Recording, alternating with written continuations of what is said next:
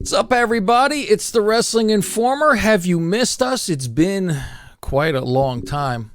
Not too much has happened since then, though, Billy, I'm sure. I'm Cav, he's Billy. Billy, anything happened since old Sapp pushed you around and, humiliated you?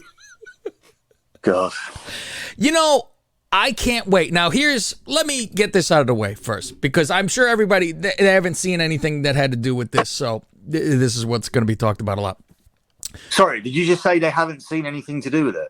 Well, like us talking about it, we haven't done a show since. So we haven't. Yeah. Well, I feel like I know your opinion because we spoke on the phone, but yeah. Yeah, this is a completely different thing, though, than even what happened with you. So let me get this off my chest first when it comes to this guy. Okay, so he slides into my DMs, right? And I talk to him like a normal fucking human being, or I try to at least. I give it a shot. And it's, we have video this and that, and I would say, well, if you have video of something completely different, please feel free. And if you are correct, I will fucking say it doesn't, I bust your balls. It doesn't matter to me, whatever. And no, you guys aren't getting to see my wife or what. It's like, okay. Meanwhile now, and I said, he's fucking in it anyway. Yeah, and I go, well, I wasn't asking you to give it to me. I just assumed when it came out, which it will. Yeah, good luck, he says. Like, it's not going to be online, which 2 minutes later it was. So here's my biggest deal with him. I try to talk to him, respectful human being, try to be normal as can be, because this is who I am. So I heard from other people, he's Mr. Anti-Bully, right? That's his big deal. You're bullying people. You're saying homophobic. I'm standing up for these people. I'm standing up. Okay, Mr. Crusader, I'm standing up for people who get bullied. I'm going to calm down for a second, because I'm going to be at WrestleMania this year. And guess what? I don't have any kids. And I'm from this country, Billy. I promise you. I promise you. Now, he goes into other people's effing DMs to harass them when they say something that dickhead doesn't fucking like. He's in their shit when a person I know comments on Madden's Twitter. And he, for a fact that I know, he is commenting about Meltzer. How could someone pay $12.99? Sapp charges a whole $5 fucking. So don't give me you're talking about me. He says, how could some so-called journalist say this? He never mentioned Sapp one time. This guy has such a thing about people are talking about me that he has to DM the guy and say, and start talking smack to him, calling him names. Mr. Anti-Bully, a guy who wasn't talking about him, but he's so sure he is. He has to slide in his and call him names and tell him he's such an idiot for his comment. You can't, and the guy wasn't posting bad-mouthing or anything, even saying someone's name. So don't give me this, I'm defending myself or straightening this guy out, because you're delusional in the first place. So he goes into his DMs and starts yelling at him. Guy doesn't even reply back to him, because when it comes down to it, who gives an F? I know I've sworn multiple times there's going to be bleep, so I'm trying to help out Hughes. Who cares? So he doesn't say anything back. Sapp replies again, because there's no comment. What's wrong, fella? You can't reply to me. Like he's losing his mind because he's not getting that reply. So Mr. Anti-Bully is busy bullying other people, going into their DMs to harass them when it has nothing to do with him. So Mr. Anti-Bully, I will be at WrestleMania. I will be there. I don't say I'm going to have a fist fight with you. I would talk to you like a normal human being. But if you get this close to my nose like you did with Billy, it's a different fucking story. You are not encroaching on me. You're not going to be Mr. I'm going to get in your face to try to get a little pub with Billy there, where it was I'm going to go up to him, where he's kind of stuck because he's got the whole kid thing and all this. He got in your face. The one thing I object to, Billy, that you should have done is he pushes you with the back of his hand to turn you around. All bets are off. You touched me. All bets are off. That is free reign to do whatever the fuck you want. Listen, you're both much taller than me. I'm a whole 5'8". Scary 5'8", right? However, I'm a little more intimidating than the two tall motherfuckers that are here. So, I don't know. He's going to try to get into faces of people. And like I'm saying, I'm not even trying to get into a fist fight because it ain't my battle anyway. But I'm saying if you come up to someone like that, you should expect stuff. And I'm shocked, Billy, that you didn't do anything about it. And I know it's because your son is there. Meanwhile, I didn't see a kid around. Meanwhile, didn't he say he saw your kid flip him off later? So I don't know how there's no kid around. I guess your kid was being babysat by Danhausen next door. So this bothers me. I am more bothered by the fakeness. I don't care for the fakeness. That is the biggest problem. That's why you don't see a 5-minute video, because my kid would be in and out, because my kid was up and down and sitting in that table, like coming up to me asking what's going on and whatnot. My kid's not gonna not come up to me and say what is this about, like while it's going on. Like, so essentially the 5-minute video won't come out because my kid will be edited out of it, like because he can't, because what's out is without my kid. So I would have a conversation with the guy, and I told him I am so fair. I would have him have his whole entire side and would not let you interrupt him with yelling at him or anything. You don't even have to be on. I would have his side of the story. I'm fair. Where I find if you to be bullshit, I would call you on it. When I find him to be, I would call him on it. I am more bothered by I am defending everyone's honor, and then he bullies and slides into people to yell at them. Who in the heck? Why would you care, first of all, to slide it? They're talking about me, and they don't even say his name. And he's sliding in to yell at somebody. It isn't right. And you flat out owe people an apology for doing that, Mr. Anti-Bully. I'm not sliding into anybody's DM to yell at anybody. I give a shit. Somebody has an opinion about something, I don't really care. If somebody is a friggin' neo-Nazi and yelling and screaming, I don't care about that. I'm not going to be busy. I have to fight for this right and then, be a scumbag behind the scenes. I'd be a scumbag to your face. I'm not going to hide anything. I am flat out there for everybody. So I'm bothered by that's my piece when it comes down to it, that, this and that. I would have a conversation with the man at Mania, record it, talk like a normal human being. I don't think he's going to try to come get in my face or, put his belly button to my face. A short joke. Because it's just, there's no reason for it, obviously. I would have a conversation. I want to know why he slides into somebody's DMs. Why would you bother? Why would you care enough? And especially when your name's not saying, he's saying my name. Well, the guy didn't say anything. It has nothing to do with him. But you're so sensitive that someone's talking about you that you have to do that? I would talk to the man like a human being. I said I'd have him on the damn show, do a debate, but it's never, it's always say what he does. He DM'd me, and then before I can reply, blocks me.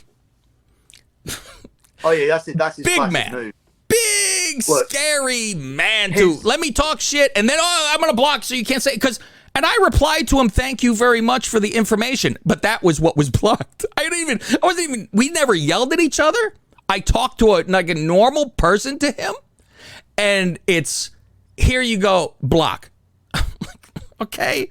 All right. I'm like, maybe I'm just don't give a shit as much as he does.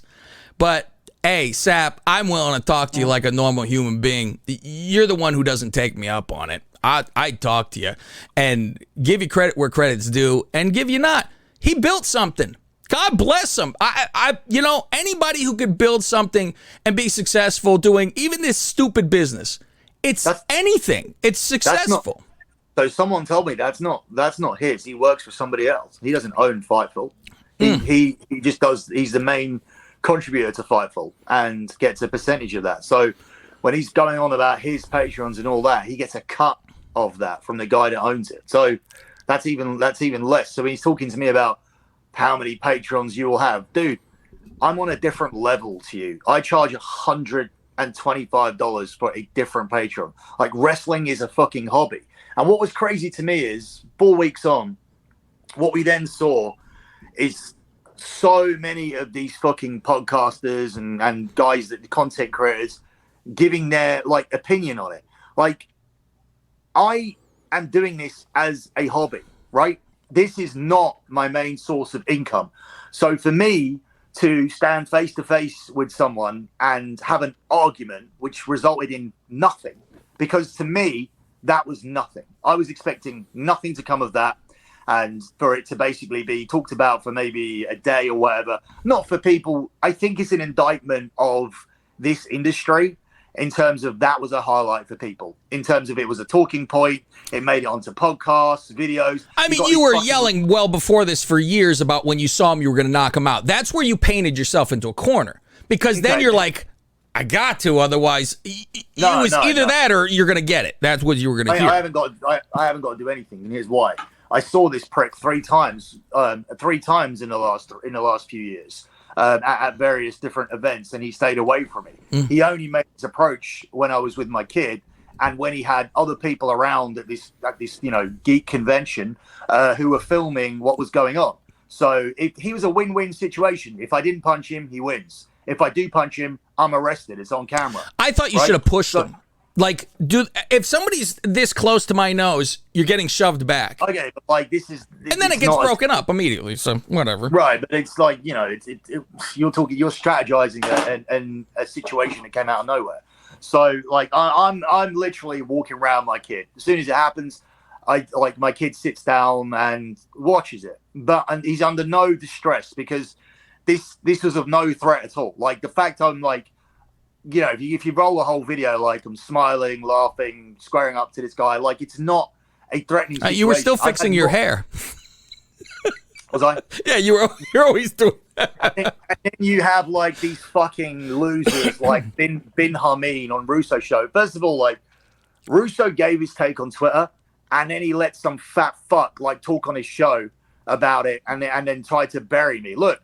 Ben, you're a fucking nobody in your own fucking business, you fat fuck. You're nobody in your own business. Like, I've never seen you in WCW. I've never seen you in TNA. I've never seen you in WWE. You're doing the fucking Arab heel gimmick in 2022. I don't know what you do, but look. But if we compare bank accounts, I'm doing better than you. Who is he? Right? I've heard the name only from the Russo show, but I don't know what he does. He's just some fucking idiot on Russo show. He's a little bitch who like complains about who slags everybody off. When I was on there, he was in Vince's ear going, "Oh, this guy's going to be trouble, and how do we know like this information is right? And oh, where's he getting it from?" It's like, dude, I'm getting it from people because I have different conversations with people on a different level. When wrestlers and producers and writers are contacting me for my NFL picks, that's when like favors are being exchanged at a different level to where you're at, dickhead. So like, and then he talks and he tries to go, "Oh, this guy's like these guys at a convention, and Billy's wearing a bag that probably had AEW cards in it." Like, what? Look, like, yeah, exactly. It's like what do you think that I am? Like, I'm not purposefully in this industry. Like, this whole thought that I'm trying to stepping stone to get to this point, like we're all climbing this ladder, like Dave's sitting on top of. I don't give a fuck, because when I am there, if I ever want to be there, I'll still be making less money than I do now. And that is what makes the world go round. I've just come back from a 1-month vacation, and you know what paid for it? Money. It wasn't clicks. I didn't pay for it. I didn't pay for anything with clicks or YouTube numbers or anything. They wanted fucking card. They wanted card or cash. That's it. That's all that matters, right? And that doesn't come from doing this fucking job. Trust me. This is only done as a hobby to basically put people right, because there's a lot of people out there giving you the wrong information. At the same time, it's very important to address this as well. You've got this guy trying to put out his fucking social justice fires and whatnot. I believe truly that I'm the fucking one who's trying to bring the real social justice, because everything that's being said is bullshit. Your fucking free speech is being evaporated away while you dickheads sit there and just let them do it. Like, you're the ones that fucking believe that you needed to go and get fucking vaccinated. See, you're the ones that sit there think that gay people need a parade. You know, no fucking race needs a parade. Get rid of all parades. All they do is clog up the streets. You're the ones that think fucking George Floyd was a hero. You're the ones that think women are oppressed. Listen, like, it's got to the point where, like, men are like the most fucking oppressed people on the fucking planet. I don't think, like, look, if you look around you, like, at the fucking buildings that are up, they were put there by fucking men, by the people that are doing jobs at 4 a.m. that are cleaning out rubbish and fixing toilets and fixing electricity and working in gas stations. Men. It's all you fucking guys watching this fucking show that I'm fucking standing up for. Like, I'm representing you. I'm standing up for men who are the real ones that are getting fucked over. Look, and when you look at this situation in a different way, like, these whole debates about homophobia and racism and sexism, it's not happening between rich people. A white rich guy and a rich black guy, they're not arguing about any of these topics. These are just shitty little made up things to get all of you pricks debating and arguing with each other about different points of view. It doesn't matter to other people. And then you've got this guy, like, building his fucking reputation off the back of it. I'm the social justice warrior who's fighting for the black guy on my podcast, who's fighting for the women I work for. He's a cunt. That's what he is. He's a hillbilly little cunt who failed in, like, where's he from? Oh, fuck no, Hillbilly USA. Who cares? Because every time you say hillbilly, I'm like, where's he? What location is he with this hillbilly? And I may be the one wearing the fucking cowboy hat, but I bought that fucking thing to wear it in which I call the sombrero. Like, I'm in Nashville. And his other shit there is like, it's like these two, like, fat guys and all this shit. What? Like, I fucking literally came on this show. Because you had a fanny pack on. Yeah, I had a fanny pack on, and then I had my waist trainer, and then I had my waist trainer on as well. So there's this, like, picture where, like, I'm sideways on, and then there's, like, a square in my stuff, and people are, like, going, "Oh, like, look at the guts on those two." I was like, my gut is square, like, his gut is fat, like, and that's the other thing. When he turned around and I see him, it's like, I didn't expect him to be that fat, because I heard that, like, you know, that he was, like, a guy who MMA trainer or something.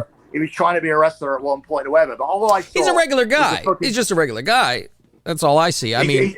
He's a regular guy, and the thing is, like, with the whole situation, the bottom line is very, very simple. So the fucking loser Bin Hameen and all these other fucking dorks who want to make a big deal out of it, you're making a big deal about a dude who does this for a hobby. Like, all my main income, my main focus, the reason you haven't seen me for 4 weeks is because the Premier League started, the NFL's about to start. Also, I've been on holiday, and with the spare time I've had, I'm deep down into the things that pay for the things that I want to do. And this ain't it, right? This is a hobby. Yeah, I haven't missed any shows on Conan and Disco or whatever, but I haven't had the hour to spare. Now I have. We'll address this fucking situation, but all these guys are, like, circle jerking over a confrontation between someone that does this for a hobby and somebody who posts out the most irrelevant information you could ever wish. It's not even worth $5. To say that it's overpriced for $5, right, would be an understatement, would it not? You've read that trash, right? Yeah, I've read it. Yeah, when it's being sent to me. So, the only time I ever see anything is when it's sent to me. And that's the thing. Everybody blew up over this, but at the end of the day, that's an indictment on all of you, because all that fucking happened was a guy from England, me, was walking around at a wrestling convention which I had, and all this other bullshit about I was kicked out and I didn't have a press pass, all this fucking shit. I had my fucking pass upgraded because the guy that was in charge of the press passes will listen to our fucking show. Oh, I love you guys. Oh, you're great on the show. Oh, you're great on the show. I know I'm great on the show. That's why they don't kick me out. That's why they let me say whatever I want. That's why like you get these fucking dork bags on the comment who are like, oh, let's get rid of Billy. Let's get rid of Billy. You'll never get rid of me. The only way I'll go is when I choose to go. Conan ain't gonna do it, and Disco ain't gonna do it, and Joe ain't gonna do it, because you know why? Like, I bring more fucking comments than everybody else on it, and I know how to fucking get them. So when you're talking this last week where I was criticizing Johnny Gargano, do you think in your little fucking Mark brains that I don't know that this argument between me and Conan is gonna blow up when the clip goes out? That's the difference between successful content creators and losers who watch this in their mum's house. Like, that's the fucking difference. And then I'm not criticizing people for watching. I'm criticizing the idiots who make all these like negative comments, because all you're doing is like just being reeled into exactly what we want you to do. Like, it's content creation. Like, it doesn't matter what the comments say. You can say, oh, I'm not watching this show again, but you're watching it right now. Like, you told me, I've seen dickheads on there that said they won't watch until I go. Yet they're still commenting about why I'm not gone. Listen, I'm not fucking going anywhere because my news is right. My sports stuff is fucking incredible every time I'm on. And at the end of the day, like, every time I'm on there, it's a fucking engaging conversation. So I'm not going to be going anywhere. And so in relation to this incident, it's real fucking simple. I'm there on my holiday, right? I'm there walking around. He's pressed. I'm pressed. I'm there with a fucking 10-year-old. He spins me around, asks me to say something. I say a lot. Actually, it's not like I say, oh, we can't do this here. My kid's here. I still like, fuck it. I'm not backing down in front of my kid because I can't teach him to back down because, you know, he's got to know how to fucking stand there. My favorite excuse was that he said you went like this. You want to step outside, which is just a normal gesture because you're using your thumb like out of here, right? And he's like, he wasn't even pointing towards the doors. He was pointing toward the back of the plate. And I'm like, because he didn't locate the doors and say, do you want to go outside that way? Yeah, and you just thumbed it. You want to go outside, which is a normal gesture. I didn't have my fucking compass on me, so I didn't know where the door was. But yeah, I mean, the point is that numerous times I said, let's fucking go outside. As I said on other shows, I've done interviews about, I agreed to do, I don't know if you listened to me and Brad Shepard. I did. I'd listened to that one, yeah. That I think that was good. I mean, at least people have told me. But he's going to be coming back on here, by the way, so that's going to fucking blow up. So anyway, get back to my point. Yeah, all that needs to be really taken from that is he approached me, my kid sat down, we went at it. I got bored of it going around in circles, and I said, fuck it, let's just go outside. Because, you know, you want that to kind of, you think after a minute or two, people are going to run out of things to say, but nobody did. So I was just like, let's just fucking go outside. My justification of it is that if he stepped outside and accepted that, you know, because if the police come and they're like, want to question people and go, oh, what happened here? They'd be like, well, I said to him, go outside, and he did. So that was me. It's two grown men. Yeah, that's it. It's two grown men. If he didn't want to come outside and fight, he shouldn't have come outside. Yeah. That's just how I thought of it. Anyway. Yeah, nobody's being jumped. Deep down though, like, I fucking knew he wouldn't go. I knew he wouldn't go outside. He's fucking backing down from everything. 70% of what was said was coming out of my mouth. Like, he let me fucking call him every name under the sun. His fucking wife looked fucking terrified. At one point, I thought about saying, I worked out it was his wife because she was like trying to like. I thought it was someone in line. Yeah, and I thought to myself, why don't I just fucking say, why don't you explain to her the thigh comment? Who are you messaging? Whose thighs did you want to rub and all this kind of shit? And I just figured, like, what if she don't even fucking know? Like, and what if, like, why fucking ruin her fucking weekend and because look, she's unfortunate enough to be married to him anyway. At the end of the day, like, if you look at her and then you look at like the fucking type of people like you see him like tweeting and whatnot, you know that she's just not his beard, because I don't think he's gay, because that's what the expression for when someone's. But I think like she's just like his little comfort blanket. That's what she is. Just something that, you know, something to make sure that he has someone, because you could tell he's an insecure little prick, because just by the way he acts with the DMs and everything. So you could tell he's the kind of guy who has his girlfriend or wife or whatever she is that he doesn't really have any feelings for, whilst he tries to go and DM every other girl that watches wrestling because he's a fucking piece of shit. Well, he slides into everyone's DMs, so you can't say it's just women. You know, it's funny because, like I said, I'll probably see him at Mania. Listen, I guarantee I won't see him at Mania unless he's at the Superstore, because that's the only thing I attend. I don't go to the signings. I walk around, see what kind of merchandise. You go to WrestleCon, no? No, I never have, and I don't. It's not for me. I don't really care. I will go to the Superstore. I like that. We're gonna get so much shit for doing this for 25 minutes instead of like news and all. But it's like what I mean. I'm sure people want to hear because we have not talked about it. The only person, and I will say, like, I have, but we never discussed. But like I said, I don't have a problem with Sapp because of anything other than the sliding into people's DMs to bully them. That's my issue. That's it. Other than that, I don't care. The only person I do have an issue with, which maybe we could have a minis match at Mania, is Derek Montilla. That one I am not giving up. And that one with Mr. Big Mouth, Derek Montilla, who started it, and I'll go to like a child. He started it. Talk on all his, so I'm like. That was hilarious. It was like, oh, Billy's broke. His money. Yeah, I mean, I got a personal problem with him. Me and him have a problem, not with what he said about you. But yeah, me and him have a problem. He talks big behind things, but he's what, 5'5" maybe? So I'm 5'8". Like we said, we have a mini match, and maybe Max Mini runs in, does something. I don't know. Yeah, they all start with all this fucking. They all they come in like this little group of people, and it's like, well, it's all the ones who hate you. They want to jump in and go, yeah, like Satin was like, let's hear it for Sapp, and I was like, wasn't he the one who ran away when you called his name at the hotel when he was walking and he speed walked away? I mean, what are you talking about?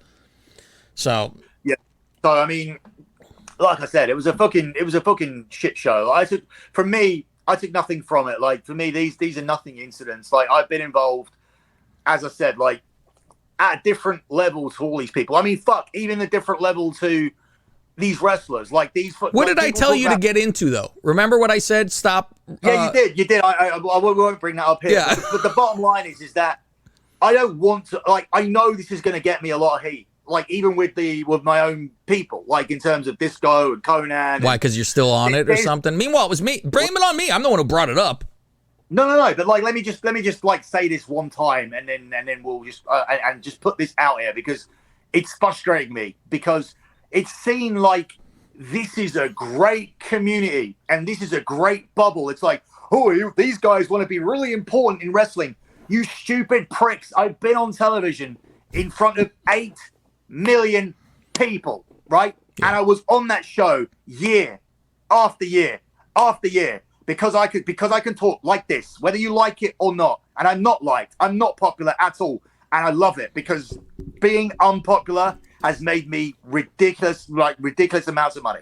Like, I could not have made any of this money had I tried to be liked. The only thing is you have to take, like, sometimes you have to take like punches thrown at you, pints of piss, spit, people waiting for you outside. Sounds like fun. Abusive messages in your inbox. If you can live with all of that shit, with that racism and the DMs and people waiting to fight you and all these negative comments in forums and YouTube, and I generate all of this heat, but you know what? I also generate a lot of money, right? And that's my main priority. So, and that's been this way for 15 years. And it began with a show that was watched by 8 fucking million people. So if you think I'm trying to get in your shitty little fucking wrestling bubble, like, and even at the peak of the Attitude Era, when they had 8 million people across 2 shows, I had it on 1 show in a country that is about the 1/8 of the size of yours. So in a 60 million country, which was, I think, a 57 million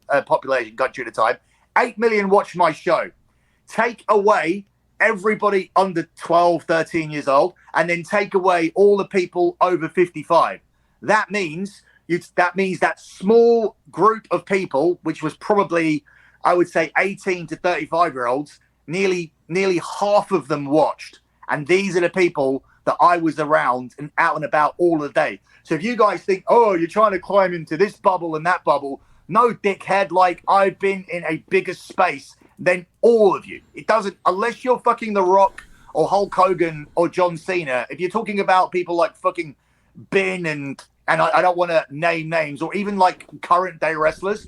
Like I've been in places where it's been bigger than that, and more people have wanted to talk to you and photograph you and whatnot. And I'm not saying this as a boast. I'm saying this as a fact. You think that I'm now trying to social climb some shitty little community of dorks, right? Just for a TV program that I've watched. I've watched this since I was 9 years old. Like, I'm not trying to social climb anything. If I wanted to do this, I would have done this when I was red hot off TV. The only reason I started this was to help 4 geeks who I met in a convention on a podcast called The Steel Cage to try and get them some listeners because they didn't have any. That's how I found you. You were the entertaining person on that show. This all started out of a gesture of goodwill. At the same time, I was bored shitless with the product, and I needed a reason to carry on watching other than the fact that my kid was just starting to watch it. So we're looking at 2013, 2014, when my kid was like 2-3 years old, and he just started watching it and getting a couple of action figures and whatnot. But that wasn't enough. So I did the podcasting to engage me more because I was bored as shit. I've been bored, and Cav's been bored probably since that time. And out of the loyalty of what this meant to us, like in the 90s and the early 2000s, like I've stuck through with it. I said recently on the show, and let me just bring it round to wrestling now, because this was the controversial comment. And I don't know why it was this moment that really ticked me off, but I basically, in my own head now, Cav, I've done what you said that I should have done a while ago. I've put a timer in my head for when I want to stop doing this, which is like 2 years from now. 2 years from now, I don't want to talk about this no more. On the asterisk that it continues down this route.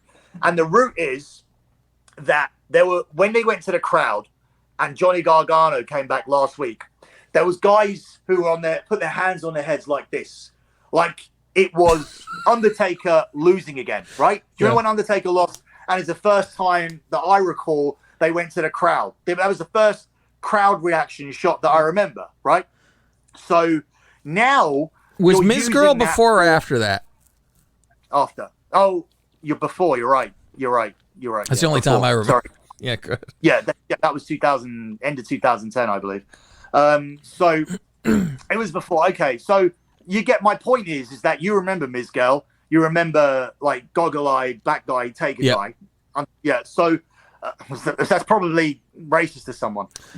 Just because you said he was black? I mean, a Google-eyed white guy. Who cares?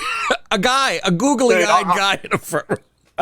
I don't know what the rules anymore are because I'm a racist, homophobic piece of shit. So I don't know. Like, I mean, I took appearances at GAY nightclub, which is a gay club, and I did all the gay magazines, and I'm friends with gay people, but apparently I want them all dead.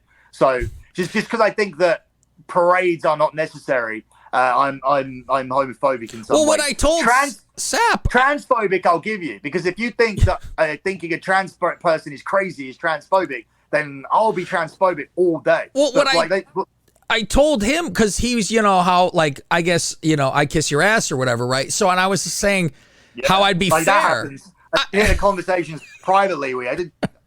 Like, he's the first one to tell me off for not punching this dickhead. Yeah, I'm like, what the fuck happened to you? So, like, I go, I disagree with Billy on tons of stuff. I go, the gay stuff, the trans stuff, the Trump stuff, the vaccine stuff, though. What gay stuff, though? There's no gay stuff. Just that you're not into the gay people kissing and making out in front of you or whatever. I can give a shit what the hell they do. No, it's more so the tranny stuff that you're bothered by. My thing is, we don't care. We don't care if you're. We don't care if you're gay. It's all. Yeah. You're not getting beaten up anymore. It's not like that fucking scene Congratulations. It's not that. It's like they act like it's the scene from. You remember the beginning of It 2, where like the two gay guys trying to cross the road got beaten up at the beginning. You remember? Oh god. And then the clown ended up killing them both. Oh okay. Yeah. All right. Whatever. Like, so yeah, they act like they're still getting fucking beaten up or laughed at in the street. No one fucking cares. Like, let's just all fucking stop drawing attention to everything. Like, you want it to be equal. No one cares. Like, in the Western world. But I mean, there are the fucking people out there that are scumbags, and I guess that's the whole bring to attention the people who do this. But you're not that category that you're harassing gay people. I mean, you say the trans people are mentally ill and this and that. That's where they go crazy, and I say, listen, I don't agree with him on that. I don't agree with him on vaccine. I don't agree with the Trump stuff, this and that. And I'm like, but guess what? That's Billy's opinion. I can give a shit less. Oh, I'll tell you what. And the thing is, I'll tell you what's hypocritical. The media destroyed Michael Jackson for the last 15 years of his life because they said, this fucking black guy wants to be white because he doesn't identify as a black person. He's trying to turn now himself he'd be white. A hero. And they fucking destroyed him for the whole of the last fucking. Well, there was other reasons too, but it's like, oh my god, why is this guy turning himself white? I don't know. Maybe he feels white, but that's not okay. But then he lied and said it was vitiligo, right? So I don't even know how it happened. He had to lie because obviously, like, what are you gonna say? He was getting absolutely hammered in the media. But now, if you turn around, see a dick, and go, nope, that's not for me, you're a fucking hero. Like, listen, I don't care if you see a dick and you want it off, like you want it off your body because that ain't you. Don't fucking have a parade over it. You ain't done nothing. Just shut the fuck up, do your thing, and fuck off. Like, I don't care about any of this stuff. Like, I don't care about this fucking equal, like, this sexism, these equal gender rights. Like, I wonder if this video get posted. This and that treatment, what? Dude, I don't care about it. Like, me not caring doesn't make me either transphobic or racist or homophobic or anything. I just don't fucking care about any of these people. I don't care about any of these groups. As far as I'm concerned, they're irrelevant to me. I don't care. But getting back to my point, anyway, like I was talking about the facial reactions and how significant they were coming up through the years. So we now see this constantly in AEW. It's been AEW's thing where they fucking film their like dorky audience all the time, which is not a good look for them. And WWE did it, and you have these fans who had this reaction to Johnny Gargano. Like, Johnny Gargano is a dwarf, right? Yeah. Johnny Gargano is a dwarf. You are wetting yourself over a little dwarf. And I told a story which got everyone's back up about when I was doing the wrestling and they brought me in, and I made a decision not to pursue it. And I made that decision based on my size. And these guys were like, going like, oh yeah, sure, you're 6'1". Yeah, I am. But it wasn't about my height, you fucking idiots. If you look at me when I came out of Big Brother, I was a fucking 11 stone guy, 154 pounds on a 6'1", on a 6'1" frame. Go back and do the fucking research. Yeah, that's what I meant. And in terms of when I see wrestlers, when I see top people, and I was around some of them, there was a guy, even in the faction I was managing, there was a guy called LT Summers, Luke. He was fucking huge. He gave up on the wrestling. I was also like, on my shows was Nick Aldis. I looked at him and thought, that's what a fucking wrestler looks like. I picked a few guys in there and thought they're going to make it. I don't want to do what it takes to be that big. And also, there's only a certain amount, that a certain level that I'm going to get to is 6'1". So in order to do the wrestling, even though my mic skills, which is another thing that pissed people off, I said my mic skills blew away everybody who was there. That's Rockstar Spud. That's Will Ospreay. That's even Nick Aldis. All of these people were there. If you gave me a mic, like, I would get some fucking serious heat. I'm still doing it now, 15 years later. So like that, I knew that I could have like talked myself from that position, being the person that came over from Big Brother into wrestling. And I was the one that was like selling out these fucking shows, right? I was the one that was taking them from fucking 80 people coming in to like 300-400. Not incredible numbers, but at least these shows weren't making a fucking loss. It was only a few months after I come that they were suddenly able to afford Scotty 2 Hotty and Billy Gunn and Eugene and all these people coming in. Who paid for that? I paid for that with the people that came to see me, right? I don't care if you don't like it. It's a fucking fact. So at the end of the day, I made the decision that mic skills alone, I didn't want to commit to it because there was more money from doing my like celeb shit, walking around, popping up in clubs, becoming a club promoter, doing all this like going down this easier path because it's going to be very, very hard for a skinny 6'1" person to make it in this industry solely based on mic skills. That's the more detailed explanation as to what I meant when I said that I didn't want to pursue it. Little did I know that fucking midgets like Adam Cole and Johnny Gargano would not only be doing it, not only be main eventing, but would be getting this reaction. Oh my God, he's here. Like, however, though, what about Brian? You jerked off to Brian, right? That's a different thing. Like, why is that different? No. He's just tall as them. It's a different thing when one person, like even Angle wasn't big, Benoit wasn't big, Eddie wasn't big, and Michaels wasn't big, Brett wasn't big. But over time, there are people that have seeped through with the believability of a tough guy, like that shooter, like tough guy kind of. The tough guy thing I could see where Gargano doesn't look like the tough guy, neither does Cole, but personality helps. So, but it hasn't become a case where it was flooded with these people. Like, obviously, now that's all there is. Practically, There's always going to be one Daniel Bryan. There's always going to be one Rey Mysterio, who's like almost a superhero. There's always going to be a Bret Hart and a CM Punk. And CM Punk's not small, but you get my point. Like, there's always going to be these people that come through the cracks, and you do push them because they've got something about them. To me, these people don't have anything about them. And when I saw that reaction, people took it as, oh my God, this guy hates the show. He preferred it. And Conan even turned it into, oh, he preferred it when Vince was running the show. No, I didn't. That's quite obvious that the show has got better. Yeah. However, the direction of the show, the target audience of the show isn't going to be me moving forward. Like, at least when we had Vince, right, even though we were like abused wives, right, in terms of like, it felt like we were beating like wives, the wives that got beaten up every day, and then all of a sudden you would get some flowers. Like every 3 months we get some flowers and be like, okay, like he's not that bad.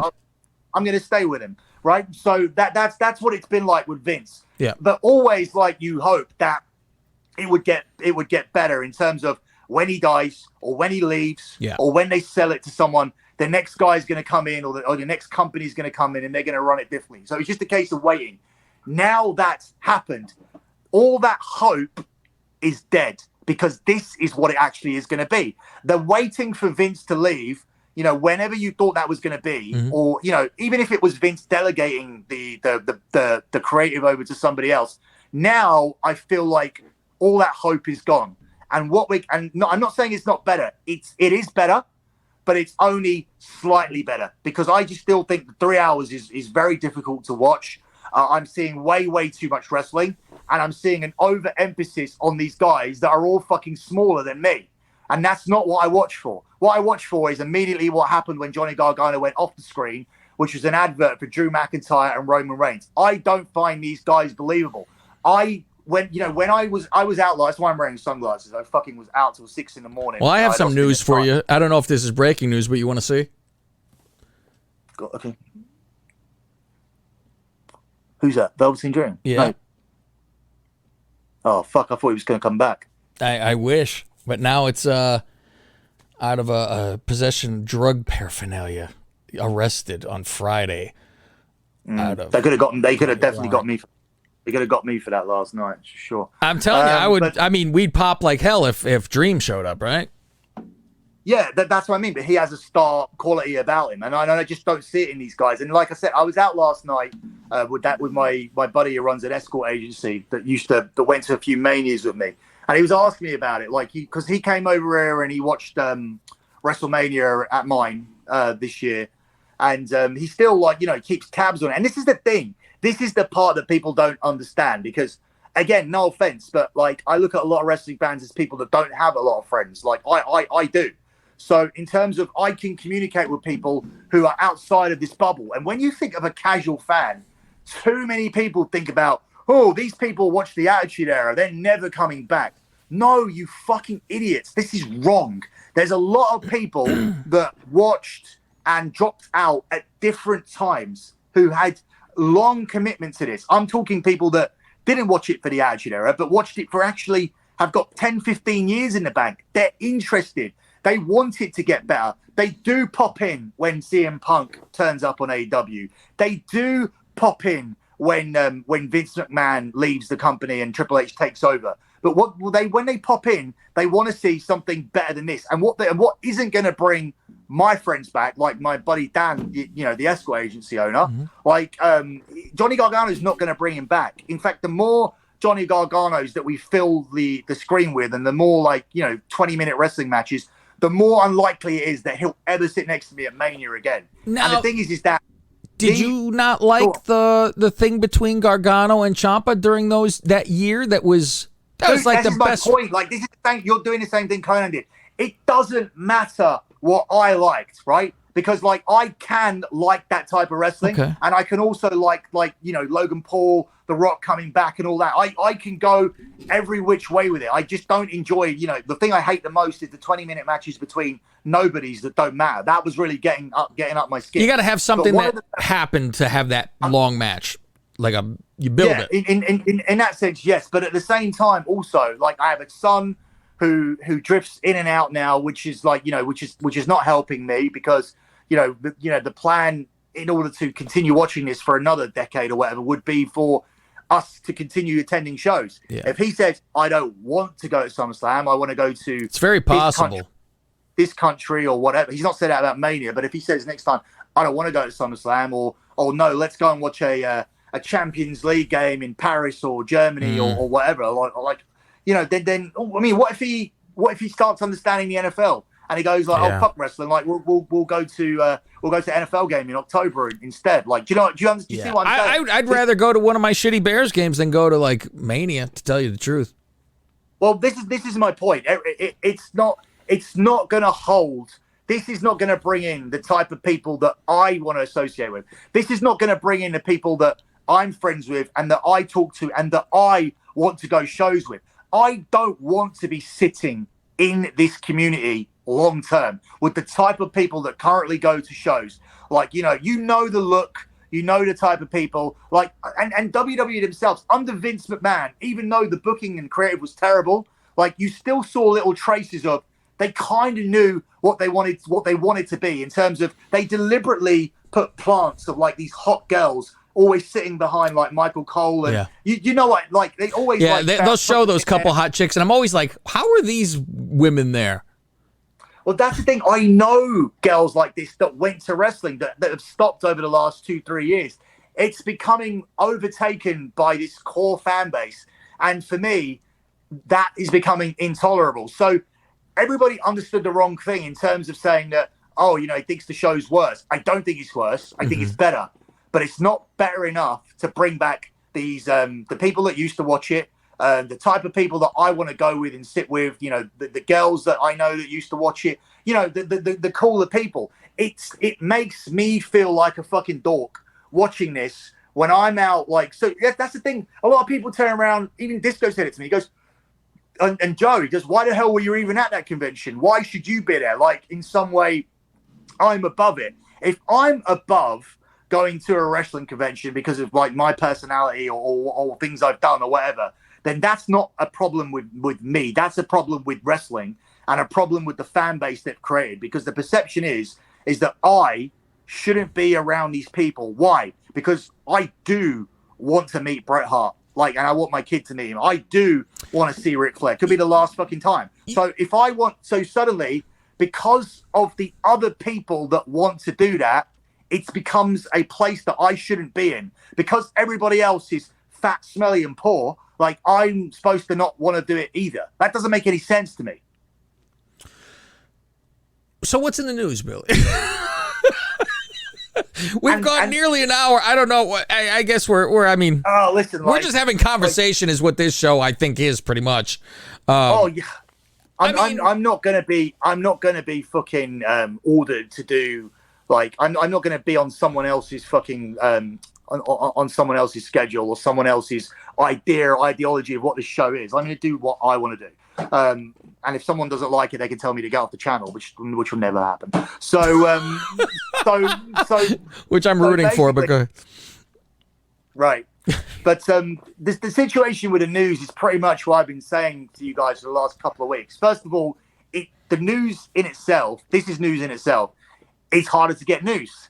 It's harder. It's legit harder to get news. Yeah, this is an actual story from what you were telling me. Go ahead. Yeah, so, I mean, essentially... News starts at 49:35. They are redirecting. Fuck off. They are redirecting a lot of storylines and doing their own things. But the thing is that a lot of we don't know how many of the long-term plans, such as Rock, Roman, and whatnot, are still happening. And a lot of the stuff's being done in terms of, hey, can so-and-so come and see me, like, one-to-one. So there's a lot of, like, one-to-one in terms of character direction, what people are going to be doing moving forward. One-to-one means they're going into Triple H's office, that one person, and they're talking, so not everybody knows about it. They're going into Triple H's office. So there isn't, like, there's more of an outline in terms of, so at the moment, from what I'm hearing, creative is being told what they need to produce. So in terms of, once television's written, producers then make the turn the paper into reality, right? Like like whatever's on paper needs to come to life. So that essentially is what the producer creative roles have become. Whereas Triple H is like implementing all of his own ideas privately and steering the ship. So it makes it a lot harder to get things. But one of the things I did get was something that people really need to understand. And I want to just fucking hammer this point home again, because I said it on Keep It 100 as well. And it's important because a lot of the people that I know feel this way. In wrestling, in sport, in all sports, and even in wrestling, for 50% of the people to be happy and be winning wrestling matches, on every wrestling show you do, it's got 50% winners and 50% losers, right? Mm-hmm. So nearly all of the time in a wrestling locker room, be it AEW or WWE, I see these stories about AEW unrest and WWE unrest. Nearly all of the time in the history of wrestling, and even now, 50% of the people are going to be happy on any given night, and 50% are not, because they do care about what they're doing on a week-to-week basis. So when someone's in the midst of a push, they're happy. When someone's in the midst of like a bad run, they're unhappy. It's common fucking sense, which I don't understand why people haven't got. And this whole like rah Triple H is saving the business thing and everybody's happy in the locker room, they're not, because it's no different to when Vince was there. Because suddenly, certain people who are doing certain things are not happy with the changes that have been made, and with all of these new people coming in, obviously they're happy now. They've got jobs. But you think everybody's there going, oh my God, it's so great. I'm so happy to see you take my place. Yeah. No, it's fucking stupid. It's the same fucking company and it's the same attitude backstage. Yeah, things are one thing that is changing is that things are a lot more organized. There's like long-term planning for people. There's less rewrites because things are being done like well ahead of time. And I imagine there are story arcs and things that we've been calling out for. So again, if people think, oh, he thinks the show was better with Vince, and he complains. I saw one comment. He complains when we're happy, and when we're unhappy, he's happy. When was I happy? When it was Vince, I wasn't happy. Not for quite a long time. No. I wasn't happy with Vince's show. I'm certainly not fucking happy with Tony Khan's show, because that's fucking going down the toilet fast. And I'm not entirely happy with this show. There's always a better way of doing things. Better wrestling is always going to be like fucking 80 minutes of wrestling with 40 minutes of adverts. That's how the old wrestling show was, right? It's 80 minutes of 86 minutes of actual wrestling. If you go back and watch any good Raw, you'll go to the ticker. We used to fucking do it for back to the Monday Night Wars, which Cav used to really enjoy. It was you always saw that ticker at the end, right? It was like 1 hour. Yeah. 23 minutes or 1 hour 26 minutes, something like that, right? Mm-hmm. That's the perfect length for the show. So until that happens, you're asking people. One way to look at it is that on a week-to-week basis, I don't think things will ever be exciting again when you're asking people to watch an Avengers movie every Monday. Do you get what I mean by that? Yeah. Like, because when people go to the cinema, they're like, oh, the new Avengers movie's out. And I always hear people say, is it one of those 3-hour ones? And yeah, it's one of those 3-hour ones. And people always go, oh, yeah, but they still go because, and it's always when you're watching it, you always think to yourself that was really good, but I reckon it could. I think I saw 20 minutes that they could have not had. 30 minutes could have been gone.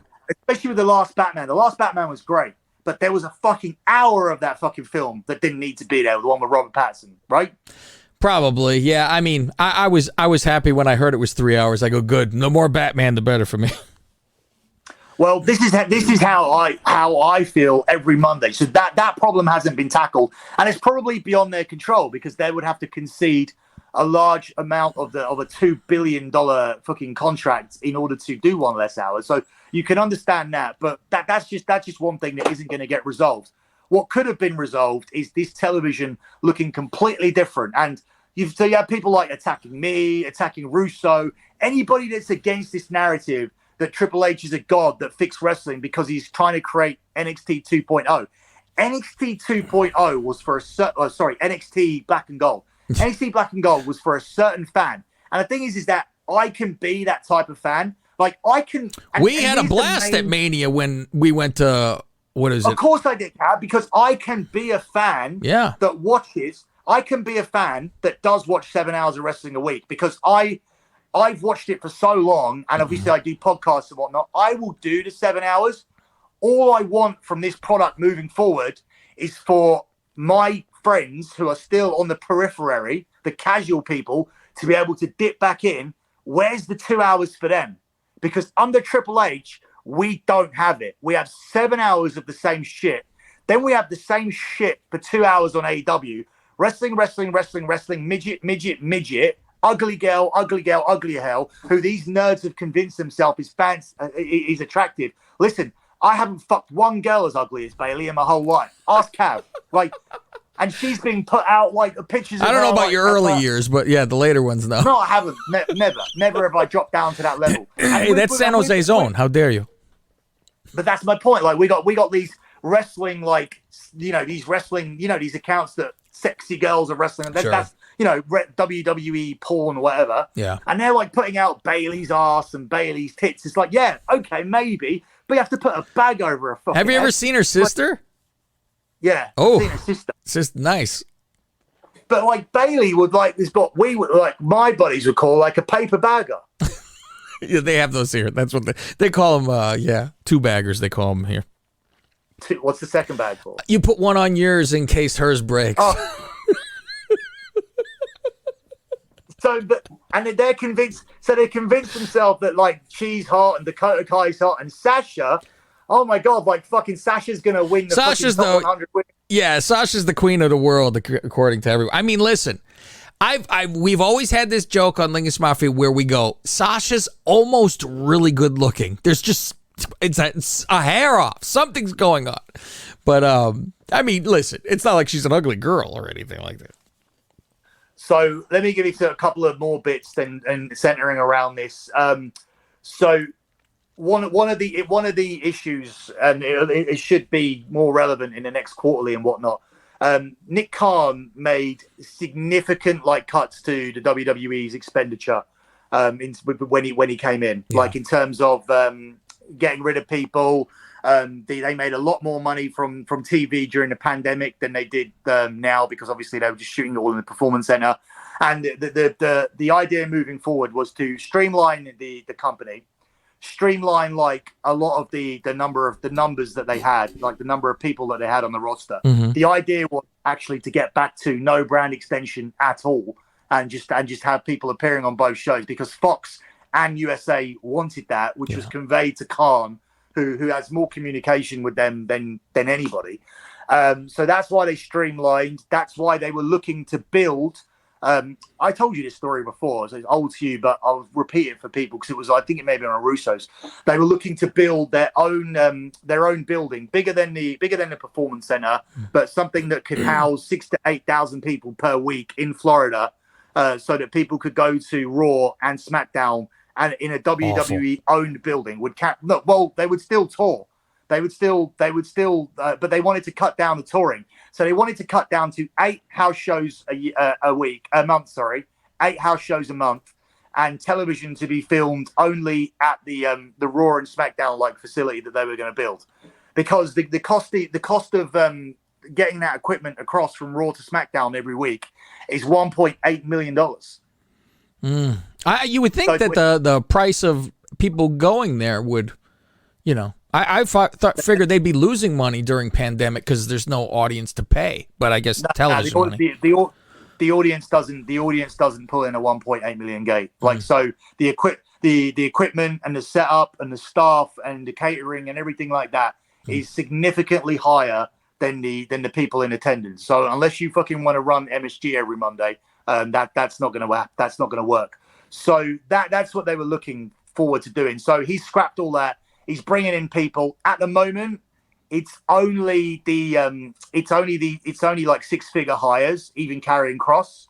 But we're waiting to see where these negotiations go with Bray Wyatt and Braun Strowman. They're talking to Bray? I didn't know that. They're talking to Bray and they're talking to Braun. So would Braun show up tonight? By the time people watch this, has Braun already showed up? Well, Braun is a $1.5 million contract, and Bray Wyatt is a $3 million contract. Wow. So you're looking at $4.5 million that you need. So this is like bringing in 9 of these other guys. So you're looking at Dakota Kai and Johnny Gargano and Karrion Kross and Scarlett and all these people and Hit Row and all these people that he's brought back. These 2 guys, if negotiations come to fruition, will cost more than everyone else put together that they brought back. This is really going to test like that relationship, because it's weird because Nick Khan came here from the CAA agency. Like, they took him, he was the head negotiator for the deals for the deal for Fox.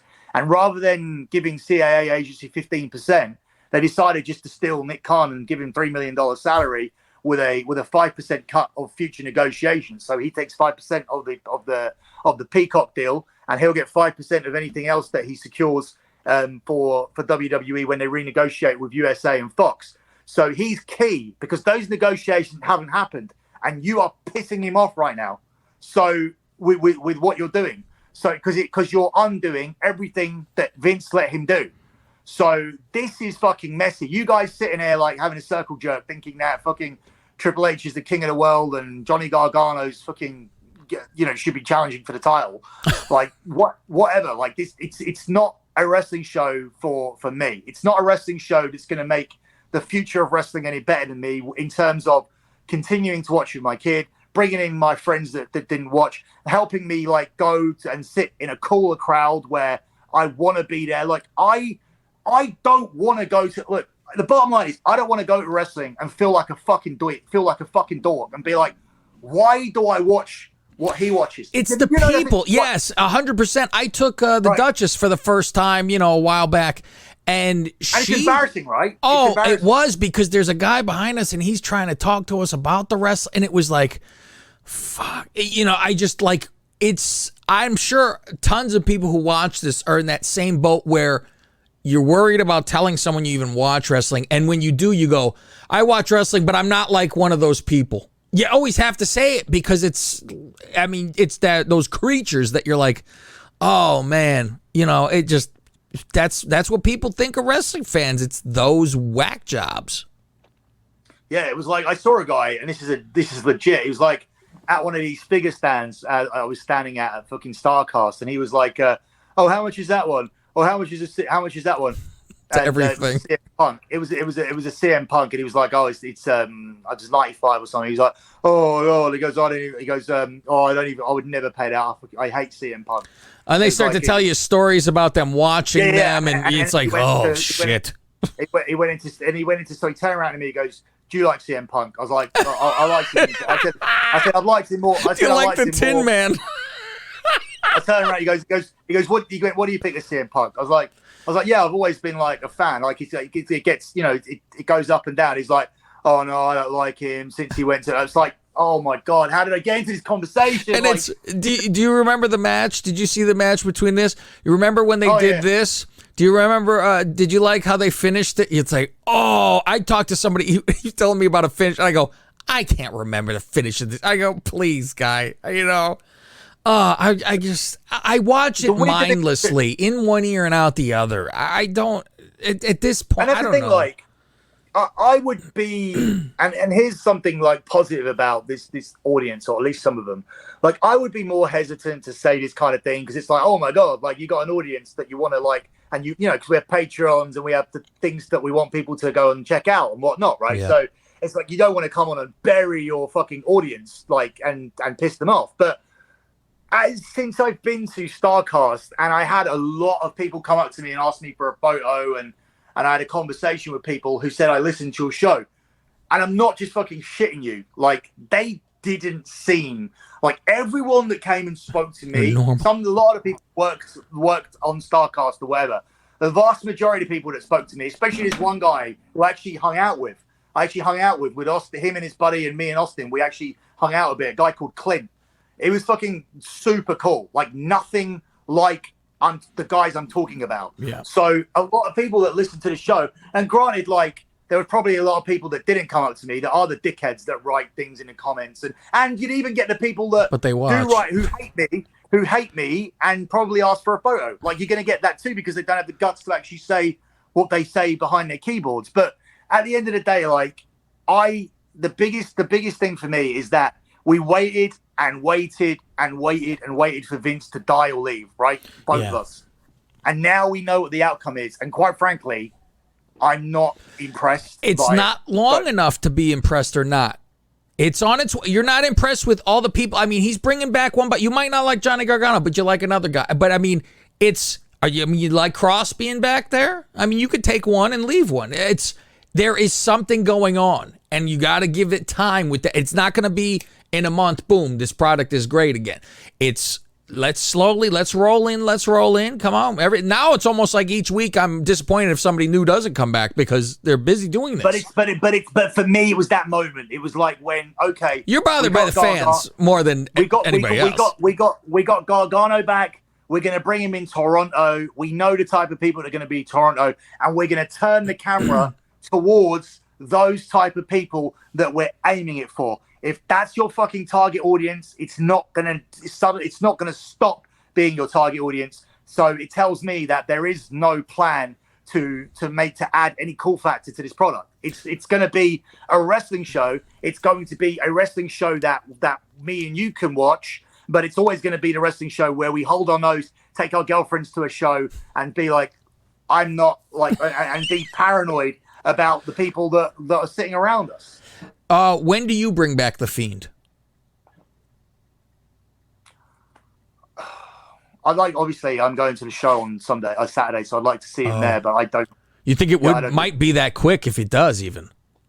Yeah, but I don't think so. Like, yeah. I don't think. I'm like, do they hold it till Mania that long? They can't. No.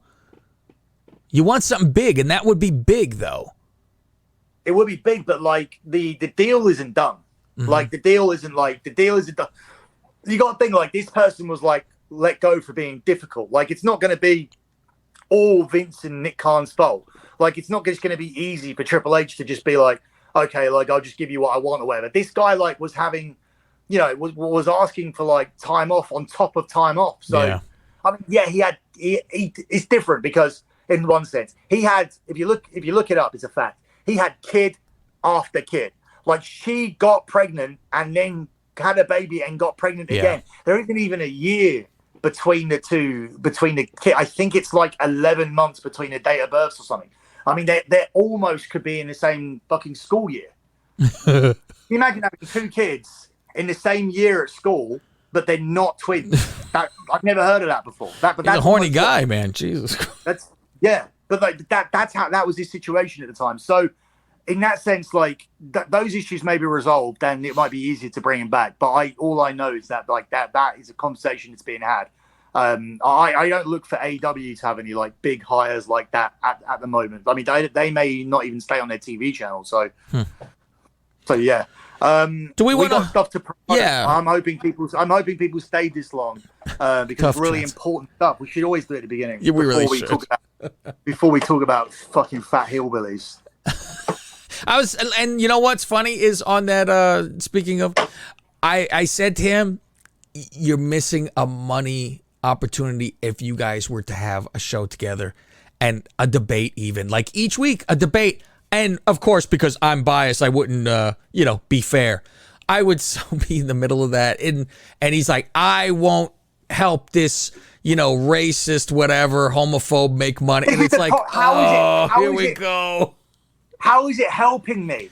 I make about 5 times more money than you do. Ridiculous. Right? I don't understand how it's people don't understand where it's like, yeah, didn't Matt and Edge hate each other, but they could make money? So they, it's like, I get it that he thinks you're racist and homophobic. I mean, that's his opinion, and it's probably never going to change. It's what he thinks of you. But if Derek wanted to do something with me where we had some, I would in a heartbeat. I would. Who cares?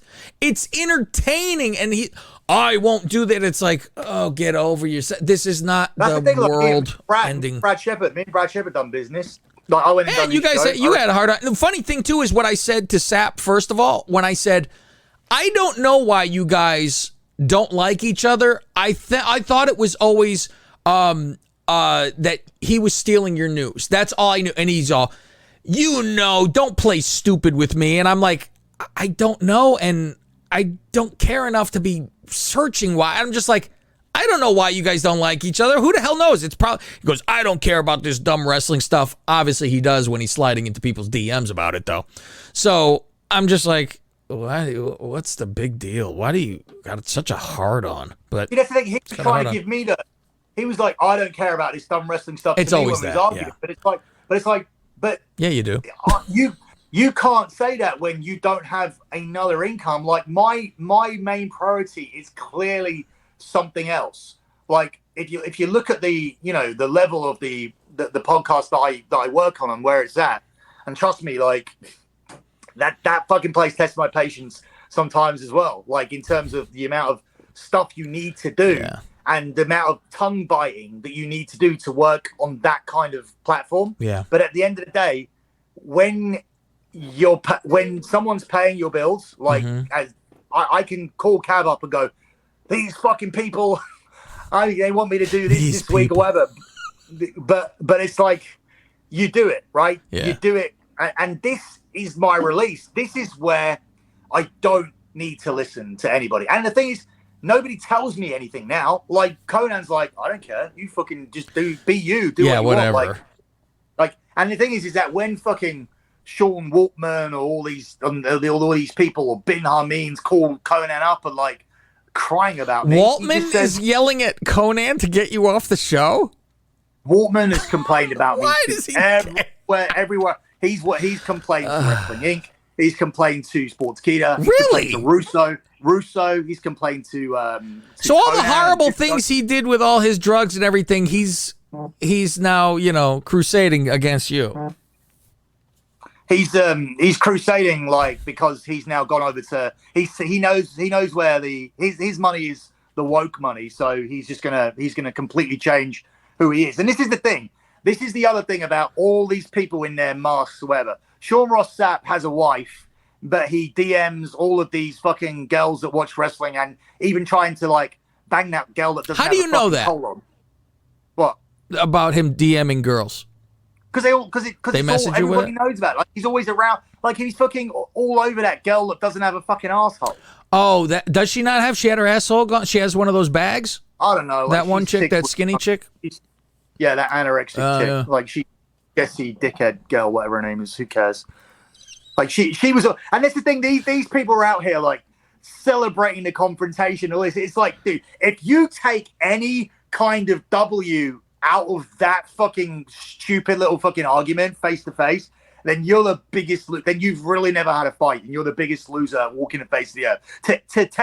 To film something and to edit it and to think that they were his best bits. He put out his best moments, and it still didn't look like a W for anybody. Apart from if he wanted to really claim a W, he really should have edited out any part where I was saying step outside. Because hundreds of people picked up on that in the comments where it was they were saying it to him, and Raj Giri, the little fucking dork that had 8 tweets about it. He was going step by step, what happened, commentary. He had he put out 8 tweets. These guys are such fucking losers. I'm telling you, the combination of these losers and like the midgets on TV and whatnot. Like I'm giving it 2 years for this to get better. Like in terms of either the fans or I think The Rock is going to help. Like I desperately hoping The Rock comes back, but then do you think that people stay though after that because they're there for that? There's never been that like stickability with him. That's the. Yeah. All right. So what are we doing? What is our plans? Let everybody know. Yes. So big plans. Like at the moment, we are primarily focusing on the Lock Betting podcast. That's where you can find all of our content at the moment, because we are putting out the Clash of Champions preview there. Because Clash of Champions, Clash at the Castle. I was like, Clash of Champions, that is a soccer thing? Nah. That's what this pay-per-view was called. Clash at the Castle. We're going to be doing our preview there. So that's where it's going to be. So you need to download the Lock Betting podcast. It's free. It's not like my lockbetting.com. Yeah, just Apple. Just lockbetting.com. Yeah, lockbetting.com is my Patreon. That's where you can get my official betting picks and bonus podcast. This is free content. So our Clash at the Castle preview with our betting picks is free. That's why I've not spoken about it here, because I want you guys to go over, search Lock Betting on wherever you get your podcast app and download it. And that's also where we are going to be covering the NFL all of this season. So you're going to get our NFC preview on. I was thinking what one we're going to do first. Our NFC futures preview and our AFC futures preview. So we're going to be doing 2 futures podcasts before we start putting out our week-to-week picks. Cav last year won a survivor pool. I've made profit in the NFL every single year since I bet it. Over at lockbetting.com, I've 110 months in a row of transparent track profit. That's 9 years and 2 months without a losing month. So when we talk about the NFL, you want to come over and listen. So this is all free shit I'm talking about. I'm not selling you on lockbetting.com. Lockbetting.com sells itself. It's 110 months of transparent track profit. If you want to sign up in time for September, head over to lockbetting.com and join the Patreon. If you want our free shit, go to the Lock Betting podcast, get your Clash at the Castle preview, NFC preview, AFC preview, and NFL every single week. And also, I'm going to also chuck in, I've just made this decision on the spot. The Champions League draw's been done. Instead of being on the Soccer Gambling podcast, I'm going to post my preview ad-free on the... It's not ad-free though, is it? Because they put their own ads in. Or relatively ad-free on the Lock Betting podcast. So you can get all of that just in the next week if by downloading that or subscribing to that podcast feed. Anything for you? Yeah, I'm thinking one of these times, how about this for a genius idea? You know, the Survivor pool is you pick a winner every week and you can never choose them ever again, right? How about a reverse Survivor pool? You have to pick the team to lose and you can't ever pick them again, because you know you could pretty much go, anyone playing Houston, let me just keep picking them for a long time and keep surviving. Only pick it reversed. Losers. And now you get some live kind of what should be a behind the scenes conversation, but we'll just have to. We got no choice, because if we're going to do it, we're going to have to plug it now. Yeah. Are we doing the Miss Informer or Miss K100 competition? Are we with the in line with the NFL? I forget how the hell that was going to go. Is it just? It's like a Miss Lingus, but at this point, right? So next weekend, next show, we have to draw names out of the hat. Oh, yeah, that shit. Hell yeah, we have to do that. That was, all right, what we were going to do is we're going to draw 32 names out of a hat, all the women in wrestling, and they're going to represent a team by, it doesn't matter. Okay, now it's the Cowboys I pull out of one hat, and I'm going to reach in a hat, and Dana Brooke comes out. It doesn't matter. Advantage, because ultimately, it's all voted on. So and it's only because whoever the Cowboys are playing that week is going to be ever the opponent of the girl that was in there as well. So that's their schedule. So it's not going to be, oh, Mandy Rose has an easy schedule because we gave her one. If she's the Jets when we pull it out, she gets the Jets schedule. It doesn't matter. And so every week you guys will get to actually vote between the two women, and we're going to see. It's going to get to the playoffs. So it's every week. You're going to have to go down the list. So, and see who's playing who. Let's see who represents each person's team. Maybe, I end up, Chicago ends up with Tamina. Who the hell knows? And, so We're gonna see who everybody plays each week. It's gonna be fun. She's not in the top 32. I got 40 names. I know. I can't believe you have 40 names. And we have to make the cuts, the 8 cuts this week. So we need to discuss them. Unless you want to chuck it out to the peeps and then get some interaction. Yeah, you know what? Yeah, send me a list and I will do that this week, and that'll be on my show tomorrow on the Lingus Mafia podcast. That's what I will do. So, all right, let's get out of here. Make sure look up Lock Betting podcast anywhere you get your podcasts. Just subscribe. It's free. It used to be our Russo show, so it's that same feed. So if you actually have that feed already, you've already seen it. It's already changed. That's not that. We had to restart with Spreaker in order to sell ads. You know what? It's on mine. It showed up as a different icon and everything, and I was like, "Oh, so you might if you already go check." Is it still doing it? Is it still doing it now as of this week? Check your phone. Do you have Bundesliga episode 4? Let me see, because I saw there was I did have soccer stuff on mine, and I was like, "Oh, okay." Updated Friday. Yes, I do. Oh, it did work. That is it. Cool. That is what you guys will see if you're looking on YouTube. That is it. So there you go. Lock betting.